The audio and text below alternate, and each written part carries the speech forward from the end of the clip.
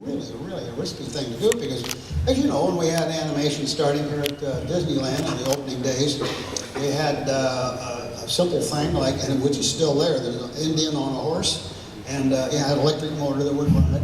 And early animation was sort of like, that was the extent of it. But by going into the World's Fair, starting in 1963, working on the Lincoln, Walt had a shop team working on a Lincoln for about a year, and the darn thing just did not work. So he had Roger Broggie and myself take a look at it, and I immediately saw that, well, I saw a technical reason why it was not going to work, and I had a little bit different idea.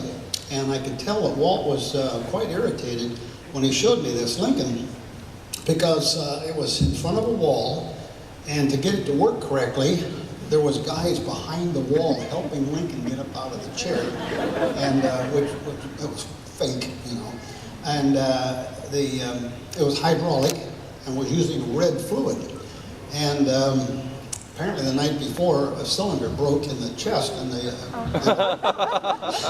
red fluid came out on the shirt. And apparently it was when Walt had a lady friend there and was showing it to him, and she was horrified. And she said, "Well, how dare you reenact the killing of Lincoln?" But the look on Walt's face told me all I needed, because both eyebrows were up this time. He should have one.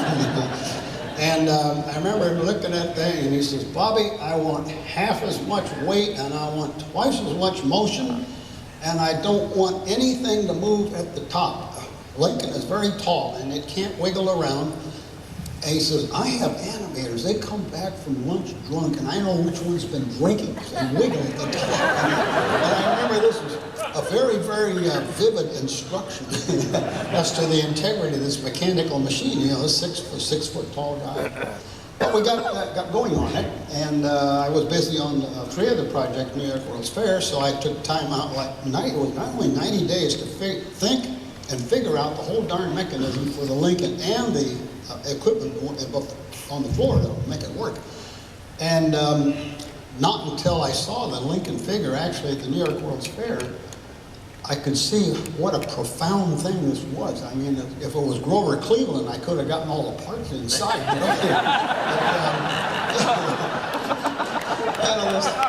Abraham Lincoln was such a skinny guy, you know, and he had to shove all these parts inside and have all the motion.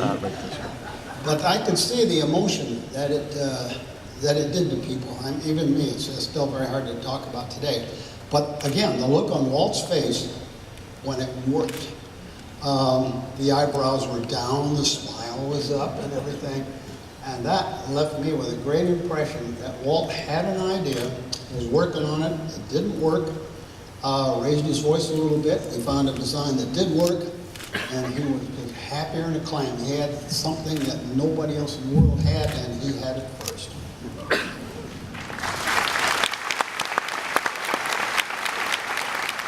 And I think, and this is something Blaine Gibson talked about all the time, Walt wanted reality. He wanted to make sure that nobody thought of that figure as a robot, but it was Lincoln, and the words were, in order for the words to have the most meaning, it had to feel like it was coming from the man. Well, I'll tell you how he did that. You know, Walt would, he'd have you do one thing, but he actually had 2 other things he wanted out of you, but he didn't really let you know that. He kind of did that to everybody. But backing up just a little bit, as soon as I got started in the actual project, about a week into it, he said, "Well, Bobby, would it make sense if we had an actor come in, and we'll dress him up like Lincoln, and we'll rig up some mirrors, so in one shot you'll have pictures of how Lincoln would move, and then you can take that clip and you can run it on a Moviola machine, you know, which is the machine that has a little screen you can trace over, and you can put body joints in." And I thought, "Oh, that's a cool idea." So a couple days later, he had me come over to the studio on a Saturday morning, and here's this little setup.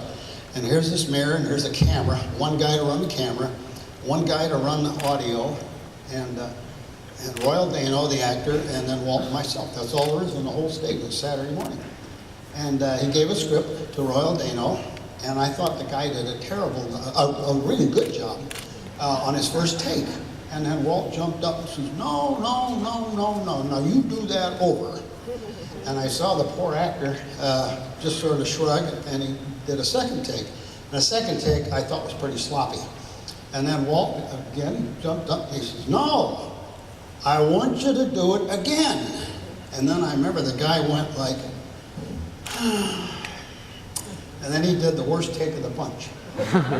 At the end of that, Walt gets up, we're sitting on half apple boxes on the floor, and he gets up and he starts leading us in the battle of the Republic. Only he in his mind knew that you remember that scene in New York World's Fair, all of a sudden the sky turned into the American flag. Walt knew that's what he was going to do. The trick was, he got a very tired, worn out Abraham Lincoln, and the actor Royal Dano didn't know it, I didn't know it, but Walt knew what he was getting, and it was done under a bunch of subterfuge to get me a moviola clip. That's the way he works. So Alice, I have a hunch that either one of two projects was your favorites. Maybe both of them were your favorites. And tell us what they were and why. I mean, going from small little children to do the old men. That was quite a transition, but was one of them your favorite? Of course, the dog. I never had one. Boy, I got all I wanted. I always say if you wait long enough, you'll finally get it. But you know, the beautiful thing about it is you were working with Mark and you were working with Mary Blair. Yes. You couldn't ask for better. And that was another joy because I had admired Mary Blair from the time I was young. I think I was around 12 when my mother introduced me to Mary's work. So I was, my mother was an art teacher, and a damn good one. And she was the one she admired the most was Mary Blair. She loved her colors, she loved her design, everything. And I was, my mother loved Chouinard Art Institute. And she wanted to be able to go there, but she wasn't able to, but I won a scholarship to it. She was very proud of that. And I was very proud to become a good friend of Mrs. Chouinard. And she liked what I did, and she gave me a full 4-year scholarship. So I have to say this about Mr. Lincoln, though, before I forget. When they put Lincoln in, the Japanese pavilion was next door, and they were giving away what are the little round ball bearings to anybody who wanted it. And so everybody was filling their pockets with ball bearings. And when they'd come to see Mr. Lincoln, they'd wait to get to the Japanese pavilion first and get the ball bearings. And then they would throw them at Lincoln, especially when he stood up in this, because they thought it was a real person. And they were waiting for him to scream when they hit him with the ball bearings.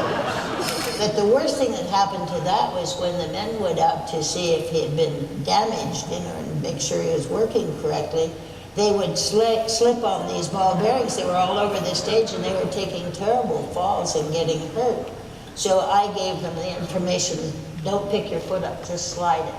And you'll go between the ball bearings. You were the art director of the stage. Right. But anyway. Tell us what kind of things Walt asked you to do with the costuming. Oh, well, I was used to being in the manufacturing. But at Chouinard, you also learned you had to graduate. You had to be able to do children's clothes, women's clothing, and men's tailoring. And you had to be able to make all the patterns to fit. You had to be able to do the finished garment. And then you could get your diploma. Well, people like to get me because they got somebody who could do 3 jobs for one. So I could go from children to men to women to whatever. Braziers.